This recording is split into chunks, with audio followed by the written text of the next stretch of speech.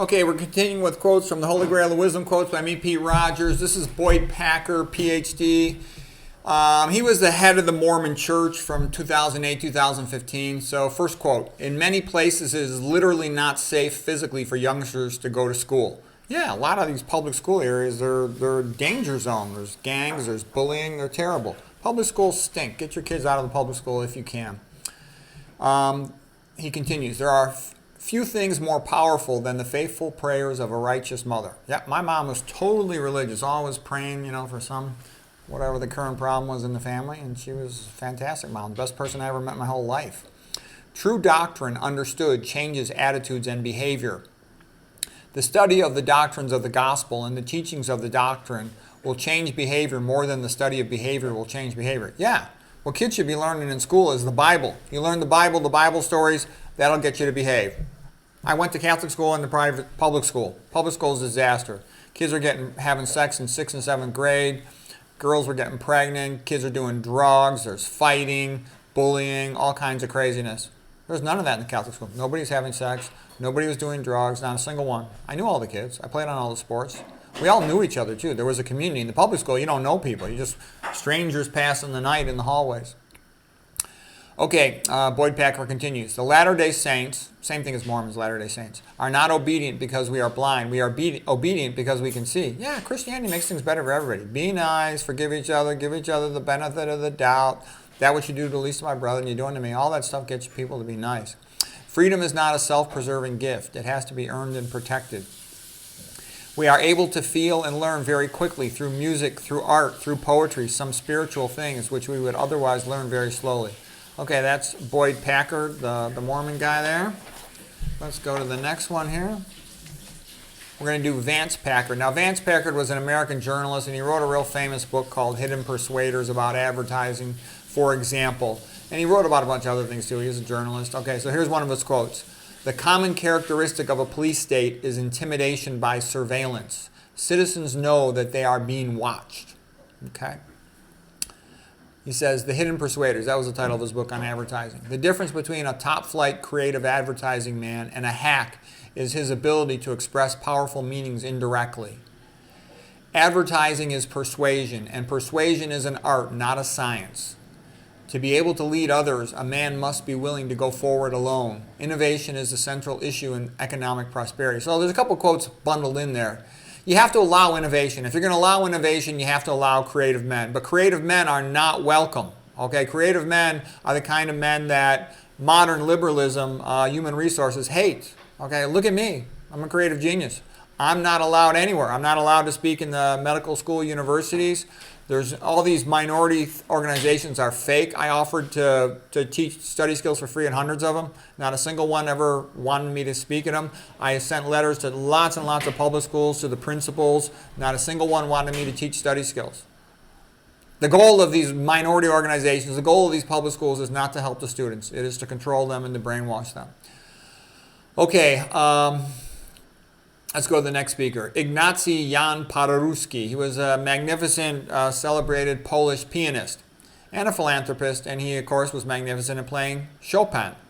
Okay, he lived from 1860 to 1941. He said, America is the country of my heart, my second home. Because a lot of these people in these European countries, they're screwed.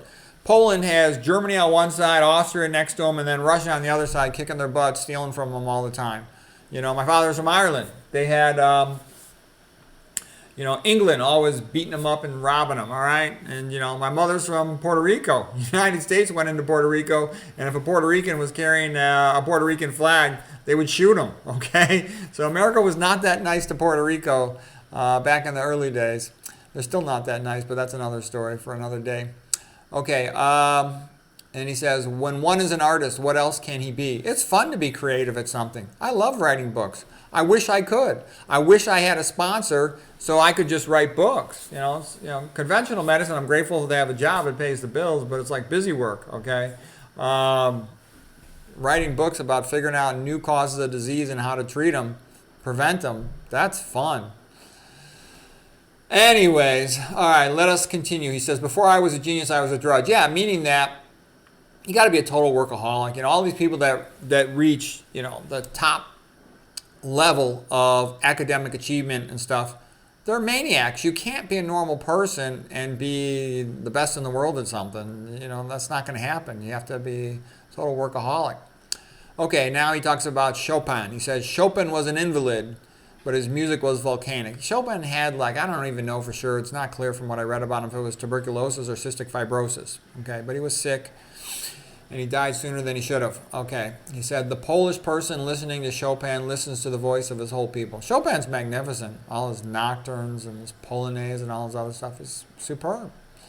The culture of any country is judged by its progress in art. Yeah, so luckily for Poland, they had Chopin as their greatest composer ever. Their greatest painter ever was Jan Matejko, and I made a video about him. It's called I Am More Polish Than You, which is kind of a video to my ex-wife, but I show a bunch of his paintings in that one. And I think I made another video about his painting too. He was a magnificent painter, one of the all-time great European painters. Okay, continuing, Jan Paderewski quotes, true originality has its origins in the soul, not in the mind. Beethoven, Schumann, and Chopin did not try to be original. They just would be themselves, and they were original. I think it simply means that the artist tries to tell the truth as best they can as themselves, and that comes out as being original. And nowadays, too, just to tell the truth and be honest makes you original because almost everybody's a sellout or a chicken shit. Okay, Paderewski continues, art is only great when it bears the impression of the individual. Yeah, Oscar Wilde had said the same thing, You have to have unity in art, and that comes from an individual. And almost all the great creative achievements, they come from individuals. Okay, we got one more person on this quote session here today, Camille Paglia, famous American author, and she says a couple good things. She's a little bit crazy at times, but she's pretty smart, and she does a lot of good things too. So here she goes. Imperialism and slavery are no white male monopoly. They are everywhere, from Egypt to Assyria, China, India, Africa, and Japan. Yeah, that's true. Ever since the beginning of the history of the earth, there has been slavery, okay? And it's routine in societies. It's still all over the world. It's all over Africa, blacks owning blacks. It continues in India. In India, they still have untouchables. People from birth have to clean the toilets. In the communist countries, which is many countries in this world, including China, North Korea, and Russia, they still have the equivalent of slave labor, okay? Beating the crap out of people, forcing them to do stuff they don't want to do. And they're now trying to force slavery into all the Western world to bring it back, okay? It just gets claimed to be, this white thing with blacks because they want to turn the blacks against the whites, make the blacks hate the whites because they want to destroy the white Christian man, okay? That's what that's all about. The billionaire perverts who run the world, that's what they want to do. But it was the white Christians that put an end to slavery all throughout the world. That's a fact. Look it up. Study the subject. You will see that is the case. Okay, he says modernization means westernization, and that's also true. The modern world comes from the Western world. It did not come from any of these other countries. Modern technology did not come from Egypt. It did not come from South America. It did not come from Africa. It did not come from anywhere else, from China or Asia or anything. It came from the Christian West. Okay, and it didn't even come from all the Christian West. Like I said, my father's from Ireland. It didn't come from Ireland. Ireland were too poor. They were basically slaves to the British. They made a lot of great music. They had a couple of really good writers, but they had only one great painter, a little more than that, but they really didn't have much in painting because they just too damn poor. They didn't have any money for technology. The big countries in technology, by far the leader was England, Great Britain. That's where the Industrial Revolution took off in the 1700s and continued in the 1800s. USA started getting going in about the 1840s with all that stuff. And then Germany and Italy were the other big places. And then a little bit happened in the other European countries in comparison. Okay?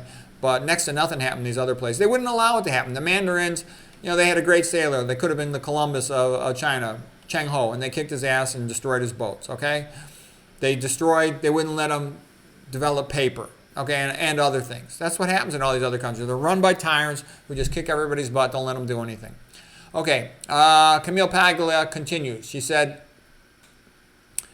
to modernization means westernization. What feminism calls patriarchy is simply civilization. If civilization had been left in women's hands, we'd still be living in grass huts. And that's true. Women don't really care about doing stuff. And women are really conformist compared to men. And they don't have any physical strength. A woman's got the physical strength of a boy in 6th grade. Do you think a bunch of 6th grade boys are going to build civilization? Let's not kid ourselves, okay? And up until the 1960s with birth control, women were having an average of 10 babies. They spend their whole life having babies. A woman can't change what she is. She's got a uterus for having babies, okay? That's just what it is by definition of a woman, okay? So nowadays they have birth control, and feminism is based on Satanism, and it's got all these women confused. You look at all these women who decided to go for some job where they could care less about that woman and fire the next day. That's not going to bring her the happiness of having a family. Every woman I know that has kids, the happiness of her life is her kids. That's normal, okay? And a lot of these women, I see them, they're all happy in their 20s, at a job, talking to their friends, going to a party. Then all of a sudden, if they don't have any kids, or they only have one kid, they're real lonely. And they get all these dogs, and then they talk to their dogs like they're kids. Men like dogs, but we don't pretend that they're kids. Okay, she continues. The last civilization to worship female powers was Minoan Crete, and it fell, and it did not rise again. Male conspiracy cannot explain all female failures. I am convinced that even without restrictions, there would have been no female Pascal or Milton. A woman simply is, but a man must become.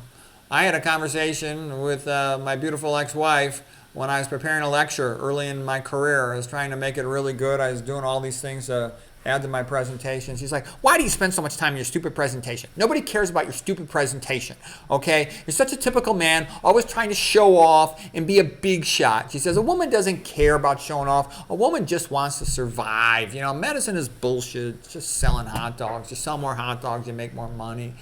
You're such a jerk, is what she said to me. And I'm like, well, you know what? It means more to me than that, and I want my presentation to be good, so I'm going to work on it. That's just how it is. And I also know I learn a lot preparing a presentation. And when I go through all this extra literature and all this other stuff, and I often really develop it for that. Okay, he said, let's see. You cannot have a world where everyone is a victim. Also, a man has to have status. If a man doesn't have status of some sort, whatever it might be, he can't attract a woman. Whereas a woman, she can just be pretty. She can, you know, have no education. She could have the mind of a chimpanzee. But if she's pretty, some guy will pay her bills, okay? No one would pay my bills. I'm an ugly old bald guy. No woman would pay my bills. I have to have a job. I have to have a little bit of status, or I'll be an incel, involuntary celibate. It's just a fact, okay? All right. She continues. We cannot have a world where everyone is a victim. Yes, we are all partly formed by our previous traumas, but you must take charge of your own life. You must be responsible for yourself. Yeah, people should focus on the future. We all have sadness, but if you focus too much on the past, like psychoanalysis, you mess the person up, and then they're worse off. They have to say, okay, I'm sad. That was unfair what happened to me, but I got to work towards the future, you know. Teenage boys have only a brief season of exhilarating liberty between the control by their mothers and the control by their wives. Yeah, my ex-wife, man, she blindsided me. She went from being my sweet little fiancée.